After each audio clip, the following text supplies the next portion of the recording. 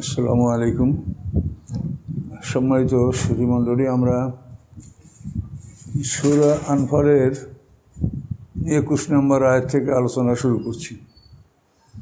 আউযু বিল্লাহি মিনাশ শাইতানির রাজীম। ওয়ালা তাকুনু কাল্লাযীনা ক্বালু সামি'না ওয়া হুম লা ইয়াসমাউন।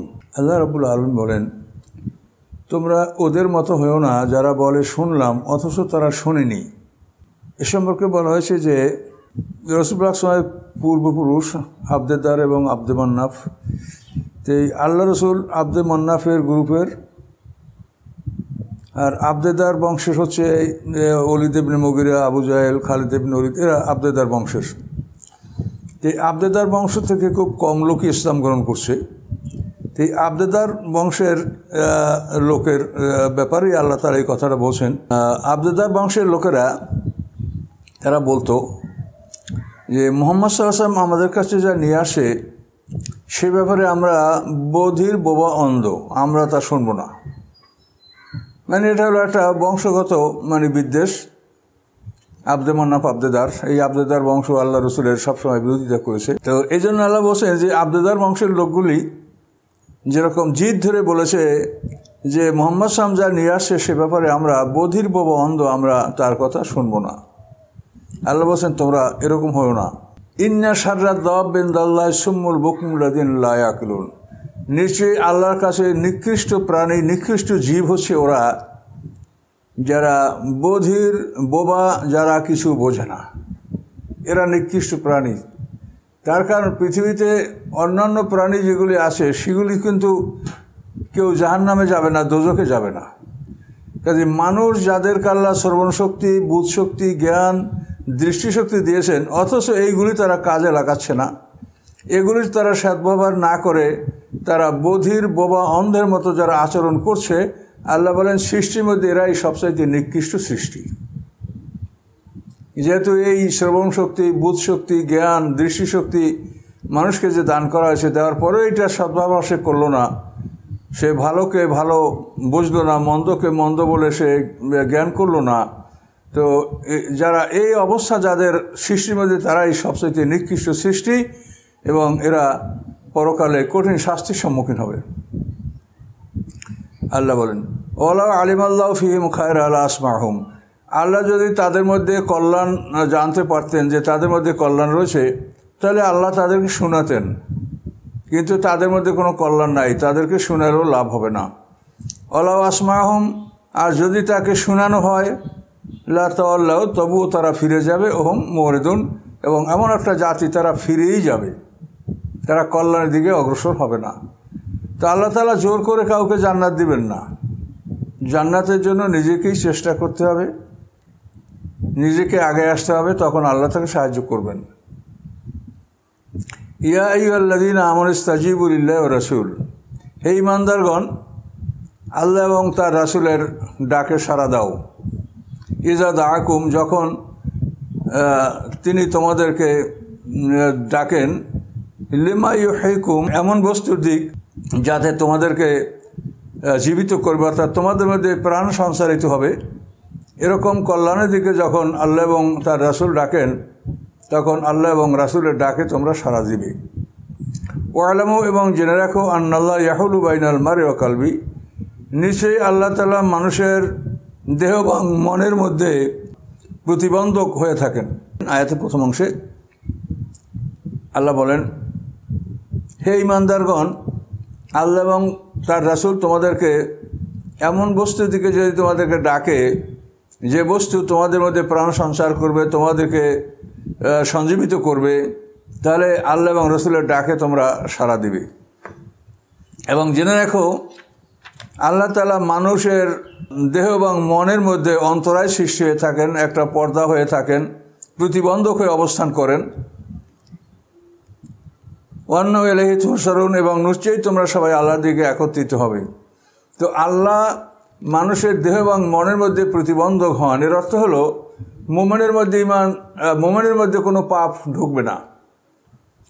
মুমিন যদি কোনো পাপ করার চিন্তাও করে, তখন আল্লাহ তাআলা তার পরিস্থিতি এমন করে দেন যে ওই পাপ করার মতো সুযোগ তার হয় না, আল্লাহ তাআলা তাকে যে কোনো কৌশলে ফিরিয়ে রাখেন। আর কাফের যদি ভালো করতে চায় তো ভালো করতে পারে না, যেহেতু ওর জন্য জাহান্নাম নির্ধারিত, কাজেই ও ভালো করতে পারবে না। এই জন্য কাফের সে ভালো করতে পারে না, ভালো করার জন্য আল্লাহ অন্তরায় হয়। আর মোমেন খারাপ করতে পারে না, মোমেনের দেহ এবং মন এর মধ্যে আল্লাহ তাআলা প্রতিবন্ধক হন। মোমেন যখন কোনো খারাপ কাজ করার চিন্তা ভাবনা করে তখন আল্লাহ এমন হয় যে হঠাৎ করে একটা বিপদ দেখা গেল, হঠাৎ করে তার এমন একটা অবস্থা সৃষ্টি হলো যাচ্ছে সে বুঝতে পারছে যে আমি এই খারাপ কাজে চিন্তা করছি বলেই আমার এই বিপদ, আসন্ন বিপদ, এই বিপদ আমি দেখতে পাচ্ছি। এরকম কিন্তু একটা নিদর্শন পরিলক্ষিত হয়, যার ফলে মোমেন খারাপ কাজ করতে চাইলেও খারাপ কাজ সে করতে পারে না। আবার যারা খারাপ তারা ভালো কাজ করতে পারে না, তাদের অনেক ধন সম্পদ আছে, তারা বাজে অনুষ্ঠানে, অসার অনুষ্ঠানে, বেহুদা অনুষ্ঠানে তারা লক্ষ টাকাও চাঁদা দিতে পারে, কিন্তু ভালো কাজে তারা দেওয়ার চিন্তা করলেও শেষ মতো দিতে পারে না বা দেয় না। এরকম বহু দেখা গেছে। মানুষ বলে, আরে অমুক লোকটা এত ধন সম্পদ, একাই তো এই মসজিদটা করতে পারে বা মাদ্রাসা করে দিতে পারে, কিন্তু আল্লাহ তাআলা সকলের সম্পদ আল্লাহ তাআলা ভালো কাজে ব্যয় হতে দেন না। যেহেতু যাদের জন্য জাহান্নাম অবধারিত হয়েই গেছে তাদের জন্য আর ভালো কাজ করার সুযোগ হয় না, এটা সুযোগ আল্লাহ দিবেন না। তার কারণ ওই ভালো কাজ কিছু করে আবার হিসাবে একটা হবে যে এই কিছু ন্যাক তো তার এখনও আছে, ওরকম হবেই না।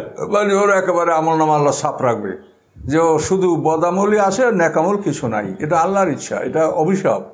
এটা আল্লাহ অভিশাপ করলে এরকম অবস্থা হয় যে ভালো কাজ তার দ্বারা হবে না। আর মোমেনদের দ্বারা আল্লাহ তাআলা খারাপ কাজ করতে দেবেন না। মোমেন যদি খারাপের চিন্তা করেও তবু এমন কোনো নিদর্শন প্রকাশ করবেন যার ফলে ওই খারাপ কাজ সে আর করবে না।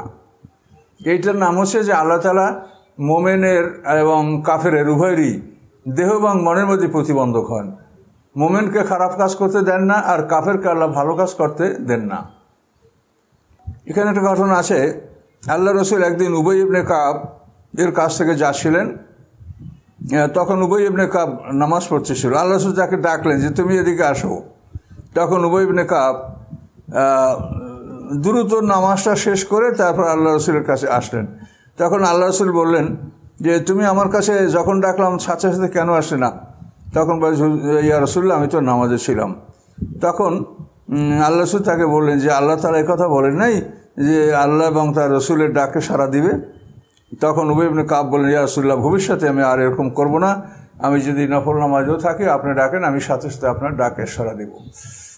ফরজ নামাজে তো সবাই রাসূলের সাথেই নামাজ পড়বে, কিন্তু নফল নামাজের ক্ষেত্রে বলা হয়েছে যে যদি কেউ নফল নামাজের রত থাকে তাহলেও আল্লাহ রসুল যদি তাকে ডাকে তাহলে নফল নামাজ ত্যাগ করেও আল্লাহ রসুলের ডাকে সাড়া দিতে হবে। তবে নফল নামাজ ত্যাগ করলে সে নফল নামাজ পরে কাজা করে নিতে হবে। যেহেতু নফল নামাজ শুরু করে যদি ভঙ্গ করা হয় তো সেটা পূরণ করতে হয়। যেহেতু আল্লাহ তাআলা বলেছেন লা তুবতিলু আমালাকুম, তোমরা তোমাদের আমল নষ্ট করবে না। যাই হোক, এটা হাদিসের বিষয় এভাবেই বলা আছে। তো এই জন্য আমি আপনাদেরকে তাফসীর থেকে, এটা মাআলিমুত তানজিল 2য় খণ্ড 616 পৃষ্ঠায় এই হাদিসটা উল্লেখ আছে। সেই হাদিসে এই কথা বলা আছে। বিষয়টা চিন্তা ভাবনা করে আপনারাও দেখতে পারেন। ওয়াত্তাকু ফিতনাতাল লা তুসিবান্নাল্লাযিনা যালামু মিনকুম খাসসা। আল্লাহ বলেন ফিতনা হলো একটা পরীক্ষা বা শাস্তি, বিপদ, পরীক্ষা, শাস্তি, তারপরে জোরপূর্বক মতবাদ চাপিয়ে দেওয়া, প্রোজিলাইটেশন, ফিতনা। তো আল্লাহ বলেন এই ফিতনা বা পরীক্ষা বা শাস্তি লা তুসিবান্নাল্লাযিনা যালামু মিনকুম খাসসা, তোমাদের মধ্যে যারা জালেম শুধু তাদের উপরই যে ফিতনা আসবে সেটা নয়, ফিতনা কিন্তু ভালো মানুষের উপরেও আসতে পারে। ওয়ালামু আন্নাল্লাহা শাদীদুল ইকাব, জেনে রাখো আল্লাহ তাআলা কঠিন শাস্তিদাতা। এই ফিতনা বা শাস্তি খাস করে জালেমদের উপর আসবে না, ভালোদের উপর আসতে পারে। এটা একটা বিরাট ব্যাপার। যে তো এখানে এই আয়াতের তাফসিরে অনেক তাফসির কারকরা বলেছেন যে জঙ্গে জামাল এবং জঙ্গে সিফাইন, এই দুইটা যুদ্ধ যে মুসলমানদের মধ্যে আপোষে সংগঠিত হয়েছে, সেখানে অনেক ভালো মুসলমান, ভালো সাহাবী তারাও এই ফিতনার মধ্যে জড়িয়ে পড়েছেন। তাদের হয়তো ভুল বোঝাবুঝির কারণে বা সিদ্ধান্ত গ্রহণের সঠিক সিদ্ধান্ত গ্রহণ না করার ফলে তারা সেখানে বিপদগ্রস্ত হয়েছিলেন। তো এই জন্য জঙ্গে জামাল এবং জঙ্গে সিফিনে হযরত তালহা, জুবায়ের আর সিদ্দিকার মতো মানুষও সেখানে ফিতনা বা একটা পরীক্ষার সম্মুখীন হয়েছিলেন। তো তো এটা আল্লাহ বলেন যে এরকম ফিতনার সম্মুখীন কিন্তু ভালো মানুষও হতে পারে, শুধু জালেমরাই বিপদে পড়বে বা পরীক্ষার সম্মুখীন হবে তা না, ভালো মানুষও পরীক্ষার সম্মুখীন হতে পারেন। এভাবে এই আয়াতে তাফসীরকাররা বলেছেন। আর অন্য এক দল বলেছেন যে এখানে আল্লাহ যে কথা বলেছেন তার অর্থ হলো যে আমর বিল মারুফ নাহি আনিল মুনকার, এটা যদি বন্ধ হয়ে যায় তাহলে সেখানে সকলের উপরই শাস্তি আসবে। তো এক্ষেত্রে আল্লাহ রসুলের যে কথাগুলি এখানে উল্লেখ হয়েছে, সেখানে আল্লাহ রসুল বলেছেন যে ইন্নাল্লাহ লা ইউআযিবুল আম্মাতা বিআমালিল খাসা, যে কিছু লোকের আমলের জন্য আল্লাহ তাআলা সকলকে শাস্তি দেবেন না। দিবেন কখন? হাত্তা ইয়াল মুনকারা বাইনা জহরানিহিম, যে দিবেন কখন? যে তাদের সামনে খারাপ কাজ হচ্ছে, অন্যায় হচ্ছে, ওহুম কাদিরুনা আলা আইয়ুনকিরুহু ফালা ইউনকিরুহু, তারা দেখছে যে তাদের সামনে খারাপ কাজ হচ্ছে, অন্যায় কাজগুলি তাদের সামনে করা হচ্ছে, তারা সেই অন্যায়ের প্রতিরোধ করতে পারে। এই পারার পরেও যদি তারা অন্যায়ের বিরুদ্ধে প্রতিরোধ না করে বা তার অন্যায়কে বাধা না দেয়, তো এক্ষেত্রে কতকের অপরাধের জন্য সকলের শাস্তি হবে। অর্থাৎ আমর বিল মারুফ নাহি আনিল মুনকারের ক্ষমতা, ভালো কাজে আদেশ মন্দ কাজে নিষেধের ক্ষমতা থাকা সত্ত্বেও যদি তারা এটা প্রয়োগ না করে, তো সেই ক্ষেত্রে একদল লোকের অন্যায়ের জন্য সকল জাতির উপরে শাস্তি আসতে পারে। আর যদি তারা অপারগ হয় তাহলে সেক্ষেত্রে সাধারণ এক শ্রেণীর অপরাধের জন্য গোটা শ্রেণীকে আল্লাহ তাআলা শাস্তি দিবেন না। এবং এই জন্য আল্লাহ রসুলের অন্য হাদিসে আছে, সেখানে বলা হয়েছে যে তোমরা অন্যায় যদি দেখো, মান রাম এমকম মন কারান ফালুগাইরু বিয়াদি, তাহলে তোমরা তোমাদের শক্তি দিয়া সেই সমাজবিরোধী কার্যকলাপ বা অশ্লীল বা খারাপ কাজকে তোমরা প্রতিহত করো। ফাইনলাম ইয়াস্তাতে ফাবে লেসানিহি, আর যদি তুমি তোমার শক্তি প্রয়োগ করে অন্যায়কে প্রতিহত করতে না পারো, তাহলে তুমি মুখে প্রতিবাদ করো। ফাইনলাম ইয়াস্তাতে, তুমি যদি মুখেও প্রতিবাদ করতে না পারো, ফাবে কলবি, তাহলে তুমি মনে মনে এই অন্যায়কে ঘৃণা করো এবং এর প্রতিকার করার জন্য তুমি কোনো পরিকল্পনার কথা ভাবতে থাকো যে কি পরিকল্পনা গ্রহণ করলে বা কি পদ্ধতি অবলম্বন করলে এই অন্যায়ের প্রতিবাদ করা যাবে। এভাবে আল্লাহ রসুল বলেছেন। অর্থাৎ আমর বিল মারুফ নাহি আনিল মুনকারের ক্ষেত্রে এই বিধানটা হচ্ছে মানে যুদ্ধের বিধানের সমতুল্য। যুদ্ধক্ষেত্রে যেমন আল্লাহ বলছেন যে তোমরা শত্রুর অর্ধেক যদি হও তাহলে তোমরা যুদ্ধের ময়দান ত্যাগ করবে না, তো আমর বিল মারুফ নাহি আনিল মুনকারের ক্ষেত্রেও আল্লাহ তাআলা একই বিধান বলেছেন। এটা অনেক তাফসীরকাররা মন্তব্য করেন যে সমাজে যদি অন্তত 3-1 লোক যদি মানে শত্রুর বা যা খারাপ কাজ করে তাদের অর্ধেক পরিমাণ যদি ভালো মানুষ থাকে, তাহলে তারা অন্যায়ের প্রতিরোধ করবে বা প্রতিবাদ করবে। এটা যেরকম যুদ্ধের ব্যাপারে বলা হয়েছে, আমর বিল মারুফ নাহি আনিল মুনকারের ব্যাপারে একই কথা বলা হয়েছে। তো এই যুদ্ধের ব্যাপারে যা বলা হয়েছে আমরা ঈশ্বরের মধ্যেই পাবো সামনে, যে শত্রুর যে সংখ্যা তার অর্ধেক হলে তোমরা ময়দান ত্যাগ করবে না, যুদ্ধের মাঠ ত্যাগ করবে না। তো আমর বিল মারুফ নাহি আনিল মুনকারের ক্ষেত্রেও যদি 3-1 লোক ন্যায়ের পথে থাকে আর 2 ভাগ যদি খারাপ থাকে, তারপরও 3-1 যদি মানে আমর বিল মারুফ নাহি আনিল মুনকারের পক্ষে থাকে, তাহলে তাদের এই প্রতিবাদ করতে হবে। এটা না করলে যখন সকলের উপরে মানে সাধারণভাবেই সেই শাস্তিটা আসবে, তখন যে আল্লাহ যেটা বলেছেন যে ফিতনা বা শাস্তি এটা শুধু জালেমদের উপরে আসবে না, সকলের উপরে আসবে। এটা ওই ক্ষেত্রেই বলা হয়েছে যে সমাজের 3-1 লোক ভালো, 3-1 লোক ইচ্ছা করলে প্রতিবাদ করার ক্ষমতা রাখে, তারপর যদি না করে তাহলে সকলের উপরেই শাস্তি আসবে। আল্লাহ তাআলা এটাই এখানে বলেছেন। তো এখন পৃথিবীতে আমর বিল মারুফ নাহি আনিল মুনকারের দরজা বলতে গেলে বন্ধই হয়ে গেছে। এখন 3-1 লোক যে ভালো আছে এটা কল্পনা আমরা করতে পারছি না। 3-1 কেন, বর্তমান জগতে আমরা মানে 10 ভাগের 1 ভাগ যে ভালো আছে তাও আমরা কল্পনা করতে পারছি না। কাজে এই জন্য আমর বিল মারুফ নাহি আনিল মুনকারের ব্যাপারটা খুবই জটিল। তারপরও আমরা যে সমস্ত বিষয়গুলি যেগুলি বললে মানে অন্তত স্বাভাবিকভাবে যেগুলি বলা সম্ভব, এগুলি আমরা বলার চেষ্টা করছি বা আলেম ওলামা বলার চেষ্টা করছেন। তো আল্লাহ অবস্থাগুলি দেখতে পাচ্ছেন যে সমাজের অবস্থাটা কি। সারা পৃথিবী এখন অমুসলিমদের দখলে।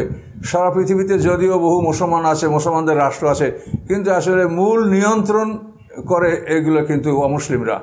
গোটা বিশ্ব অমুসলিমদের নিয়ন্ত্রণে থাকার কারণে এখন মুসলমানরা আমরা খুবই একটা সংকটের মধ্যে আছি যে আমর বিল মারুফ নাহি আনিল মুনকারের কাজ আমরা করতে পারছি না। তারপরও যেটুক সম্ভব সেটুক আমরা চেষ্টা করে যাচ্ছি। বাকি আল্লাহ আমাদেরকে যদি ক্ষমা করেন, অথবা আল্লাহ ক্ষমা না করলে আমাদের কোনো মুক্তির পথ নাই, তো আল্লাহর কাছে আমরা ক্ষমা চাচ্ছি এবং স্বাভাবিকভাবে যা বলা সম্ভব তা আমরা বলার চেষ্টা করছি। তো আল্লাহ তাআলা বললেন যে শাস্তি শুধু জালেমদের উপরে আসবে না, জেনে রাখো। তাহলে আমর বিল মারুফ নাহি আনিল মুনকারের দরজা যখন বন্ধ হয়ে যাবে এবং সকলেই যখন অন্যায় করবে, অধিকাংশ লোকই যখন অন্যায় করবে, তখন যে অশান্তি আসবে, বালা আসবে, ক্যাটাস্ট্রফি আসবে, দুর্যোগ আসবে, ন্যাচারাল ক্যালামিটি আসবে, এটা কিন্তু তখন সবাইয়ের উপরেই আসবে এবং আসছে। আমাদের যখনই আমরা দুর্যোগ দেখতে পাচ্ছি, এই দুর্যোগে তো আমরা সবাই কষ্ট পাচ্ছি। যদিও দুর্যোগের কারণ সমাজের এক শ্রেণীর মানুষ, কিন্তু দুর্যোগ যখন আসে তখন আমরা সবাই সেই দুর্যোগ ভোগ করছি। তো সম্মানিত সুধী, পরকাল বিশ্বাস না করলে মানুষকে কোনোভাবেই কোনো নসিহত ওয়াজে মানুষকে কোনো ভালো পথের দিক তাকে ফিরানো যায় না। কাজে মানুষের জন্য সবচেয়ে বড় বিষয় হলো পরকাল বিশ্বাস। অবিল আখিরাতুম ইউকিনুন। এই পরকাল বিশ্বাস না করলে কোনোভাবেই সেই মানুষ ভালো পথে আসতে পারে না। আল্লাহ বলেন, অযকুরু ইয আনতুম কালিলুম মুস্তাদআফুনা ফিল আরদ। স্মরণ করো যখন তোমরা ছিলে অল্প সংখ্যক, দুর্বল পৃথিবীর মধ্যে। মক্কার কথা বলছে। মক্কা যখন ইসলাম গ্রহণ করছে মানুষ, তখন কতই কষ্ট হচ্ছিল মানুষদের, হায় রে হায়, চরম শাস্তি কাফেররা দিতেছিল, মক্কার মুশরিক কাফেররা। তো সেই কথা আল্লাহ বলেন, স্মরণ করো যখন তোমরা ছিলে সংখ্যায় কম, তোমরা সংখ্যালঘু পৃথিবীর বুকে। তাখাফুনা আইয়া তাখাফাকুমুন নাস, তোমরা ভয় করতেছিলে যে মানুষেরা তোমাদেরকে জমিন থেকে উচ্ছেদ করে ফেলবে। ফাওয়াকুম, আল্লাহ তোমাদেরকে আশ্রয় দিয়েছেন। ও আইয়াদাকুম বিনাসরিহি, এবং তার সাহায্য দ্বারা তিনি তোমাদেরকে সাহায্য করেছেন। আবিসিনিয়ায় মুসলমানদেরকে আশ্রয় দিয়েছেন, এটাও তো আল্লাহর ইচ্ছা। নবুয়তের ৫ম বছরে প্রথমবারে ১৬ জন, তারপরে ৮০ জন এবং আরও কিছু নারী এদের সাথে।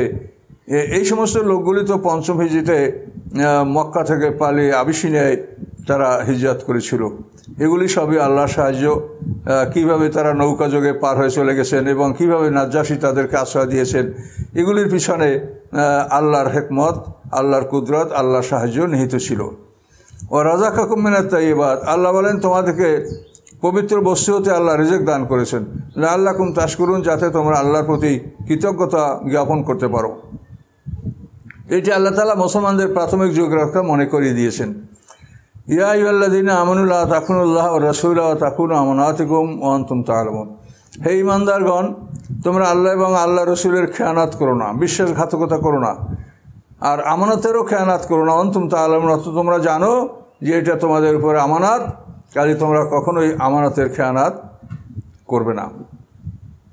ইয়াতে শানুজুলে বলা হয়েছে যে ইহুদি বনু কুরাইজাকে আল্লাহ রসুল যখন অবরুদ্ধ করলেন, খন্দক যুদ্ধের 1 মাস পরপরই, 1 মাস বা 27-28 দিন পরে আল্লাহ রসুল ইহুদি বনু কুরাইজা অবরুদ্ধ করেছিলেন এবং 21 দিন অবরুদ্ধ থাকার পরে তারা আত্মসমর্পণ করবে এবং এই জন্য আল্লাহ রসুল তাদেরকে বলে দিলেন যে তোমরা সাদ ইবনে মুআযের আদেশে তোমরা মানে আত্মসমর্পণ করো এবং তিনি যে আদেশ করবেন সেই আদেশ তোমাদেরকে মানতে হবে। যেহেতু আনসাররা আল্লাহ রসুলের কাছ থেকে বিষয়টা এভাবে তারা নিয়েছিলেন যে ইয়া রাসূলুল্লাহ, ইহুদি বনু কুরাইজার বিচার আমাদের উপরে দেন, আমাদের নেতা এটার বিচার ও ফয়সালা করবে, যেহেতু তারা আমাদের বন্ধু, এই জন্য তাদের বিষয়টা আমাদের দায়িত্বে ছেড়ে দেন। তো আল্লাহ রসুল বলেছেন যে হ্যাঁ, তোমাদের সর্দার সাদ ইবনে মুআযের উপর যদি দায়িত্ব দেওয়া হয় তোমরা রাজি আছো? তো সাহাবীরা বললেন রাসূলুল্লাহ রাজি আছে। তখন এই সাদ ইবনে মুআযকে ইহুদি বনু কুরাইজার কি তাদের উপরে রায় দেওয়া হবে এটা তার উপরে দায়িত্ব দেওয়া হলো। এবং তখন তিনি যখন সাদ ইবনে মুআয তখন ও খন্দকের যুদ্ধে জখম হয়েছিলেন, তিনি হাতে প্রচণ্ড আঘাত পেয়েছিলেন, রক্তক্ষরণ হচ্ছিল। মদিনায় রাফিদা রাফিদা নামক এক মহিলা, তিনি সেবা শুশ্রূষা এবং জখম রোগীদের সেবা করতেন, সেখানে তার দায়িত্বে ছিলেন। তো এমতো অবস্থায় আল্লাহ রসুল সাহাবাদেরকে বলেন যে তোমরা তোমাদের নেতাকে নিয়ে আসো, এবং তিনি সাদ ইবনে মুআজ তিনি ইহুদি বনু কুরাইজা সম্পর্কে ফয়সালা দিবেন। এখন ইহুদিদেরকে কথা শোনানো হলো, কিন্তু তারপরও বিষয়টা তারা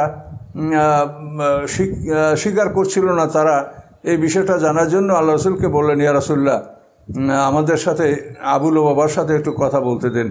আবু লুবাবার বাড়িটা ইহুদি বনু কুরাইজার ওই দুর্গের মধ্যেই ছিল, এবং আবু লুবাবা তার ধন সম্পদ সবই ওই ইহুদি বনু কুরাইজার যে অঞ্চল, ওই অঞ্চলেই ছিল। তো ওরা বললো, ইয়া রাসূলুল্লাহ, আবু লুবাবার সাথে আমরা একটু আলাপ করতে চাই। তখন আল্লাহ রসুল আবু লুবাবাকে ওদের কাছে পাঠালেন।